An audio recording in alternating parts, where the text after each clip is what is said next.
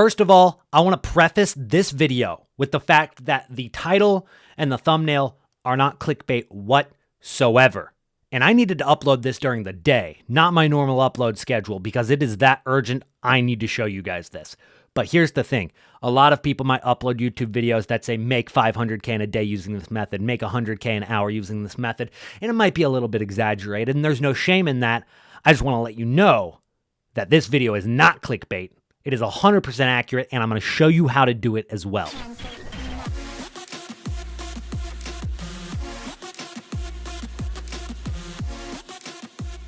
What is going on, everybody, and welcome back to another Trading to Glory episode. Today's video, which is a double upload from the earlier episode that we had. This video is just as important, even though it's going to be uploaded later in the day, and it might be a little bit shorter than our normal Trading to Glory videos. It's all about quick flipping and how you do it, because here's the thing. All the other videos that I make, it kind of shows you guys the best investments while they'll go up, complement link investing, fluctuation trading. But with that fluctuation trading, those quick flips, they happen within the course of about 20 to 30 minutes sometime. And obviously I can't edit a video, upload that video, and get it out to you in 30 minutes. And even if I did, most people aren't going to watch it right away. So I'm going to show you exactly how I found these cards, exactly why they worked, and how you can do it for yourself. So the first card is going to be Bamba, who's going for about 100. There's a snipe for 100K right there, but about 108K. Yeah, that's about what he's selling for, and it looks like all these cards have been listed within the minute. So you might be able to get 109, 110 out of them right now. No problem. Here's the thing, though. It's almost 2 p.m., which is about an hour after content in my time zone, which would be 7 p.m. UK time. And about an hour ago, this Jonathan Bamba went from about 113, 114K down to 95,000 coins. And it happened over the course of a few minutes. The panic begun, and content dropped with the icon SBCs, the 78 plus player picks, and there's a lot of stuff going on, especially with SBC fodder, and everybody shifted their focus from meta cards like Bamba or the other cards that I'm going to show you in this video to the cards that are needed for SBCs, like Informs and, 88 rated and stuff like that. So the attention shifted quite momentarily, and there was such a great opportunity to pick these cards up. And the reason that I liked Bamba so much, and I'm going to show you exactly how he's been fluctuated and how I could do this multiple times a day even. And you might be able to get in on these exact same cards in the next day. But what I'd suggest is find a card you like, find a card that you've studied, you can keep track of, and start picking up these prices. Because here's the thing, Bamba, an hour ago, and this is at about 5 p.m. UK, right here, was 107,000 coins, right? Maybe 111 the hour before, just kind of chilling up there at about 110. And it was there for a good 6 hours, okay? And then all of a sudden, he just went down, even though the supply wasn't really rising at all. So I thought that's a perfect chance to get in on the card, especially when we saw earlier today, he got down to a little less than 95K, and he rose all the way back up to 115, right? If you buy that and you sell there, you're looking at about 5,000 to 6,000 coins tax. So if you're getting 110K back after tax and you got them for 92, well, you're making 18K per card. You buy 10 of them, that's 180K profit that you just made in 2 hours. And it's not the only example of this. You can see on multiple different occasions, he kind of hits a bottom point, even when he was much more expensive a few days ago, because he hadn't been released as long and the market hadn't taken as big of a hit. 195 up to 220, right? Down to 197, up to 206. Not as much profit in that range right there, but you can see how multiple times a day it takes these hits, and then you can buy and you can sell like 2 hours later. If you buy in bulk, well, that adds up very quickly, and we can see even when you look at the hourly graph, it doesn't tell the whole story, because right now he's 107,000 coins, but 30 minutes ago he was 95K. So in the end, what FUTBIN are going to do is they're going to take those prices from every minute during the hour, and they're going to average them. So for the first half of the hour, he might have been 95K. In the second half of the hour, he might have been 108K, right? So what they're going to do is they're going to say, okay, the cheaper price for Bamba during this hour was 101,000 coins. But realistically, we know it was cheaper than that, right? So that's something that FUTBIN isn't going to show you. And that is exactly where we need to get in on these cards and buy them for profit.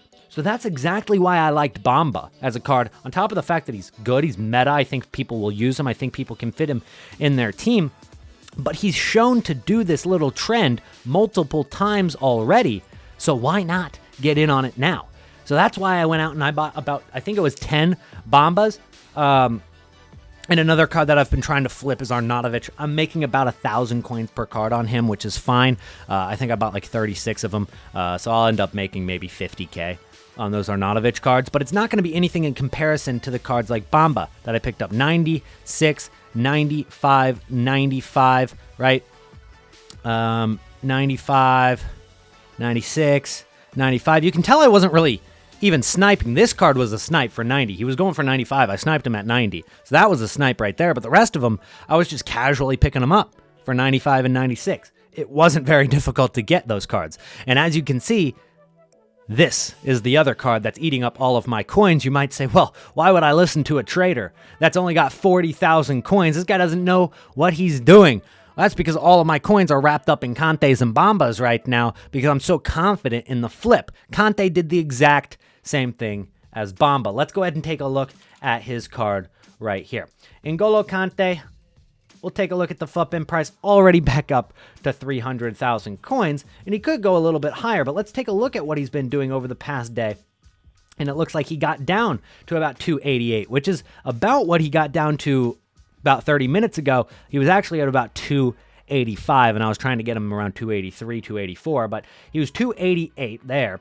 And then he rose to 336 very quickly, kind of settled at about 315 to 320. And then he went from 310 all the way down to 280 again. And I figured he's going to rebound just like he did. There's no reason that this card will continue to drop over the course of a Monday, especially when we don't have UCL marquee matchups tomorrow, so he's a safe investment for other people to pick up. It's not like there's going to be much supply on Tuesday unless they drop like a daily SBC that's tradable or another crazy preview pack like we saw yesterday, which honestly was insane.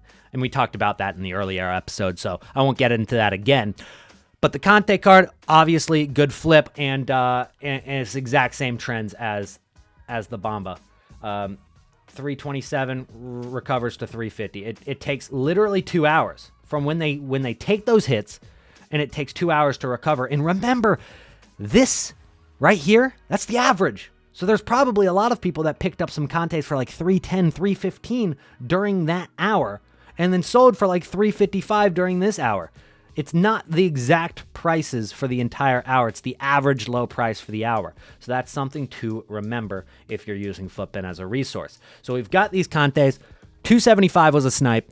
287 wasn't a snipe. 281 is kind of about what he was going for. 283, 284. We got a few snipes for less than 283, but generally the most expensive one I picked up was 290. That was towards the end. It was the last bit of coins I had. I figured I'll go ahead and buy one more. And you can see these Arnautovics are even working with this method as well. So for Arnautovic, it's much more lower budget for you guys that don't have a lot of coins to put, into 10 different Kantes, right? But Arnautovic, only about 18K right now, maybe 17,000 coins is what I got him for when he took that hit. I bought all of these cards at the same time, by the way. Arnautovic was more of a tech avion trade, though, because as you can see, unless I got these cards for a stupid snipe, right? You can see I got a lot of them at center attacking mid. I got a lot of them at center mid. Even CDM, I got one. And I think I sold the one at CDM for 20K, right? Did that one sell? That one was the first one to sell. 20,000 coins for the CDM card. And then you've got some with Hunter cards on it. You've got one with a Shadow card on it for 17K. And then this one was probably... Oh, that was a snipe. That was my best snipe, actually, out of all 36 of them. But unless I was getting it for less than 17K, I wasn't really buying cards that were just average, right? I was buying them with a Hunter. I was buying them with a Shadow. I was buying them out of position, so that adds value to the card. And I also knew that he was at a low point. So I was combining the two. It's going to be a good investment. And then on top of that, I'm going to get more value out of the cards because they're out of position or because they have a chemistry style on them. And right now, he's selling pretty casually around 18,000 coins. As you can see, it looks like they do sell at 18,250, but if you want it to sell quickly, it's going to be, 18K, gets listed 13 minutes in, it'll sell right now. And those are the cards without hunters. You take a look at the ones with a hunter card on it, and there's none at that price, right? You're going to get a couple hundred more coins out of the ones with hunter cards. And then if you combine that hunter, but also at center mid, how much are you getting for a hunter at center mid, right? So already you're looking at a card that got listed a minute ago, so that's probably going to sell very soon. But we know it goes for 18,000 coins. And it even takes a few minutes. So I think that this card right here that we're looking at, it's probably going to sell within the next minute or two. And I'll add it to the transfer targets, and hopefully I'll remember to check that to show you. It does add that value to the card. So that's what I'm doing with Arnautovic, a little bit lower budget. Same concept in a way, but adding Tech Avion. I think this is the perfect range to look at Tech Avion. Anything between 10,000 and 50,000 coins are the Tech Avion cards, all right? The ones that get a lot of value added because of different position changes and stuff like that. And here's a shadow card, which, to be honest, not exactly what you're going to look for on an Arnautovic. Shadow card is generally going to add value to defenders, but I saw that get listed with a shadow, and I was like, why not buy it, see what happens? And this has happened twice now. I know I digress here, but I changed the position to any, and it deletes the chemistry style. I don't know if that's a glitch, EA, a bug. I don't think it should be in the game. You should fix that. Nonetheless, let's see what the cheapest one with a shadow card on it, and that's about 20K, and then there's one listed about 4 minutes ago at 19,250. So another 1,000 coins, maybe 2,000 coins that I can get out of it, even with a shadow card, just because shadow cards are expensive. I don't know who's going to look for it, but I guarantee at least somebody will. So I'm going to list that one. I got it for 17K. I'll list it for 19,750. You're looking at 1,000 coin tax, which means I'm going to make almost 2,000 coins on that card. Pretty low budget, but it's a quick flip. It's taken me less than an hour to do this, and I'll probably hold these Kantes and these Bambas for maybe another 30 minutes to an hour. We've seen how it takes about an hour for these cards to recover, maybe 2 hours, and then they hit their peak and they start dropping. So I actually kind of want to sell before we hit the peak. It's better to sell before you hit the peak than after you hit the peak, because then it becomes a little bit tougher to sell. And a lot of times, if you sell after the peak, and even if you list it for a good price, let's say the Bamba, for example, let's say Bamba peaks at 115,000 coins, right? And he hits that peak, and then you see he goes down to 114, and then a bunch get listed at 113, and then you list for 112, and you're like, okay, I'll go ahead and take the 112. But then, as you list your card, a bunch of people list their card for 112. All right, maybe a couple sell, a couple don't, and then a couple people list for 111, and then 110, and then he settles around 109, 110, right? Then you end up having to wait 59 minutes for that card to expire. Then you got to relist for 109, and you ended up taking about 3,000 or 4,000 coins less than what you would have if you just sold a little bit early. And selling early, there's definitely a lot of FOMO involved. You got a lot of fear of missing out. But here's the thing, guys. In this market this year, you cannot copy paste the trading methods and the investing ideas that you've had in previous years. It's just not going to work, and it's why a lot of investors and traders and even casuals haven't been very happy with the cards they've held on to. They've ended up losing a lot of coins. Yes, it's a different game. Yes, it's a different market. And people, you just got to adjust, right? You've just got to make sure that you're selling quickly. Like that Mukiele card. We actually used the Mukiele as a great example and a great investment about a week ago. If you guys have been keeping up with the Trading the Glories, you know exactly what I'm talking about. We bought at 65. We sold a couple at 85, 86. And then I was like, you know what? What if he keeps going up? What if he keeps rising? I've already made 15 to 20K per card, but what if he keeps going up? Let's see if I can get 90K. And you know what happened? He started to go down, okay? He went from that 86. He went down to 83. I listed all of mine for 82 thinking, okay, let's just get out with as many coins as we possibly can. I ended up having to sell for about 78, 79. Yes, it was still profit. Yes, I still made coins, but in the end, I made about 6 to 7K less than what I would have made had I just sold when it was rising or at its peak. Selling at its peak is such a hard thing to do, though. I mean, it's even tough to predict for the best of investors and traders in the game.